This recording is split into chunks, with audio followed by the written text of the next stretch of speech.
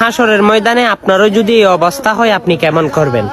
একজন মানুষের নেকিগুলো মিজানের পাল্লায় আল্লাহ রব্বুল আলামিন ফেরেশতা দিয়ে মাপতে লাগলো। তাকে অর্ডার দিল, যাও, নেকির পাল্লা ভারী হয়েছে, পাপের পাল্লা হালকা হয়েছে, যাও তুমি জান্নাতে প্রবেশ করো। সেই মানুষটি খুশিতে আত্মহারা হয়ে জান্নাতের দিকে ছুটতে লাগলো। তখন ফেরেশতারা আবার দেখে তার আমল নামায় দেখে আবারও নেকি কম হয়ে গেল, তার পাপের সংখ্যা বেড়ে গেল। তখন তাকে আবার ডাক দিল, আসো, তুমি এখানে আসো, তোমার জন্য জান্নাত বাদের করা হয় নাই, তোমার পাপের পাল্লা ভারী হয়ে গিয়েছে।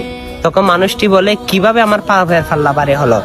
তখন ফেরেশতারা বলে, তুমি দুনিয়া থাকাকালীন মানুষকে খারাপ দিকে অনুসরণ করেছ এবং মানুষকে তুমি গান বাজনা দিয়ে অনেক কিছু শিখিয়েছ, নাচানাচি করে ভিডিও আপলোড দিয়েছ ফেসবুক, ইনস্টাগ্রাম, যে কোনো মাধ্যম। সেই ভিডিওগুলো একজন মানুষ দেখে সে পাপ কামাই করেছে, তোমার আমল নামেও পাপ এসেছে, তাই তুমি জাহান্নামী হয়ে গিয়েছ। তখন দেখেন হাসরের ময়দানে এই অবস্থায় যদি পড়েন আপনি কি করবেন, কেমন করবেন?